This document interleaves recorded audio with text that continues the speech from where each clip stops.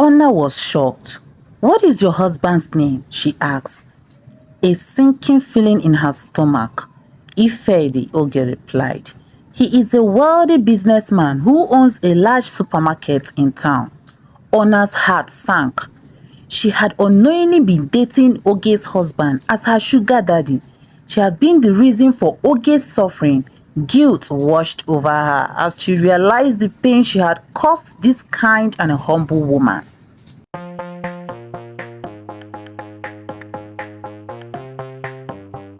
In a beautiful village named Ewi, there lived a man named Ifedi and his wife Oge. Ifedi was a wealthy and influential businessman who owned several supermarkets in the bustling town nearby. His wife Oge was known for her beauty, humility, and virtuous nature. The couple had a young son named Ugonna, who was the apple of Oge's eyes. Life seemed perfect for Oge. She was the epitome of grace and was deeply loved by those around her. She devoted herself entirely to her husband and son, nurturing the town home with love and care. However, unknown to Oge, Ifedi's heart had begun to stray. Despite Oge's unwavering loyalty and kindness, Ifedi became infatuated with a young woman named Honor, who worked at a company near their village town. Ifedi began spending lavishly on Honor, showering her with gifts and attention, while neglecting Oge and Ugonna. Oge noticed the change in her husband, but said nothing, hoping that his heart would eventually return to her. But as time passed, Ifedi's neglect worsened. He stopped providing for the family and soon they were left with little to survive on. Oge approached Ikedi and asked him what she has done to deserve this wickedness. But Ikedi could not utter a word and left Oge with tears in her eyes. Determined to support her son, Oge took to hawking groundnuts. She was a skilled cook and her groundnuts were known for their sweet, irresistible taste. Every day she would walk miles, selling her groundnuts to anyone who would buy. Her kindness and humility won her many customers, including a young woman named Honor, who worked at a nearby company. Honor admired Oge's beauty, grace, and hard-working nature. Each time Oge came to sell her groundnuts, Honor would buy from her and engage her in conversation. One day, as they are chatting, Honor asked Oge about her life and family, and why she's doing all this. Asked her about her husband and things about her. "Oge, you always carry yourself with such grace, but I see a sadness in your eyes," Honor remarked. "Tell me, how is life treating you?" Oge sighed deeply, her heart heavy with the burden she carried. "Life has not been easy for me. My husband, Ifedi, has changed. He no longer cares for us and I have to sell groundnuts to feed my son and I. He spends his money on other women, leaving us with nothing." Honor was shocked. "What is your husband's name?" she asked, a sinking feeling in her stomach. "Ifedi," Oge replied. "He's a wealthy businessman who owns a large supermarket in town." Honor's heart sank. She had unknowingly been dating Oge's husband as her sugar daddy. She had been the reason for Oge's suffering. Guilt washed over her as she realized the pain she had caused this kind and humble woman. Ona could not sleep at night, thinking over what Oge told her. She felt heartbroken and promised herself that she will help Oge. Determined to make things right, Ona devised a plan. She would help Oge without revealing her role in the affair. The next time Oge visited her, Oge used to visit Ona and saw Ona as a friend that she can talk to. When she visited Ona to sell her groundnut to her, Ona handed her 20,000 naira.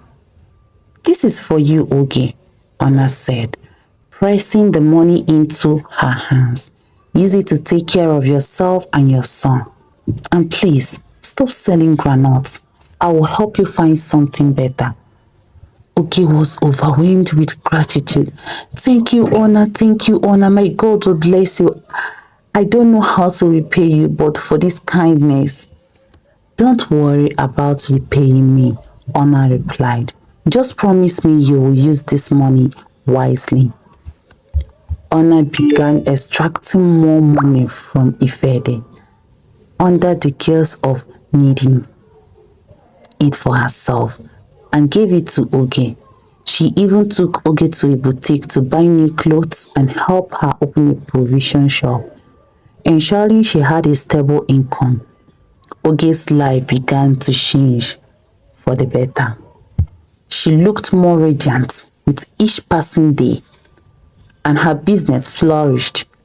Ifedi soon noticed the transformation in his wife.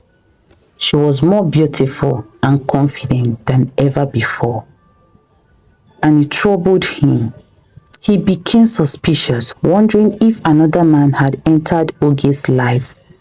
He began following her, but found nothing to justify his fears.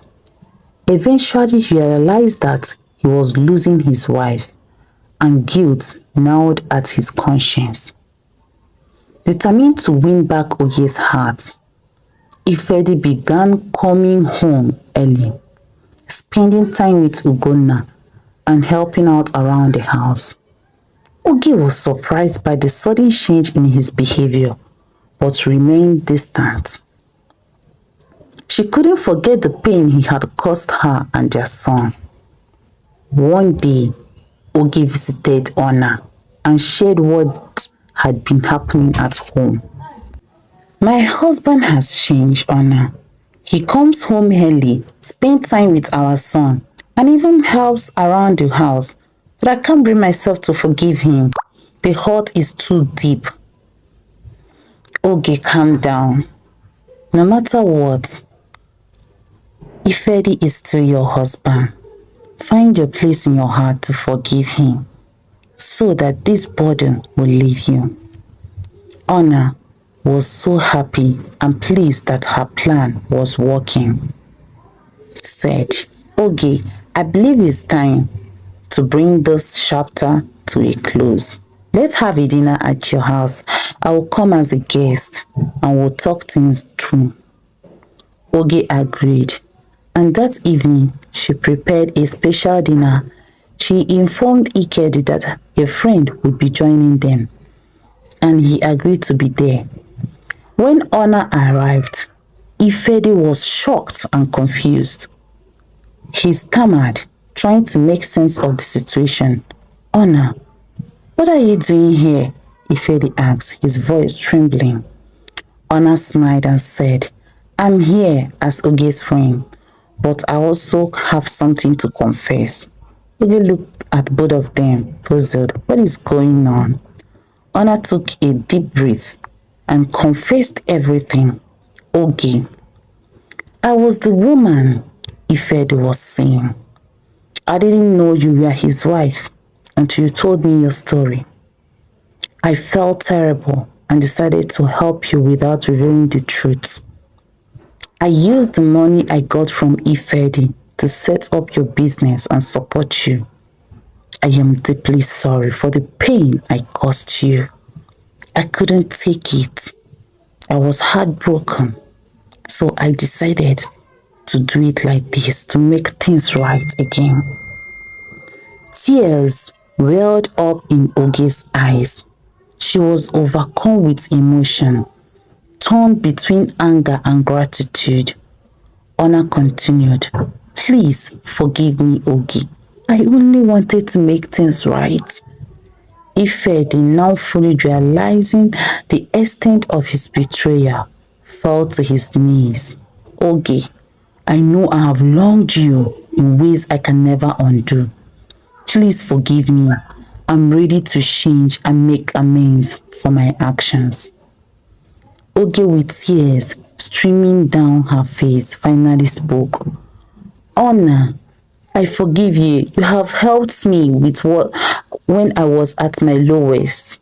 Ifedi, I don't know if I can ever forget what you did, but I will try to forgive you for the sake of our son, Ugonna."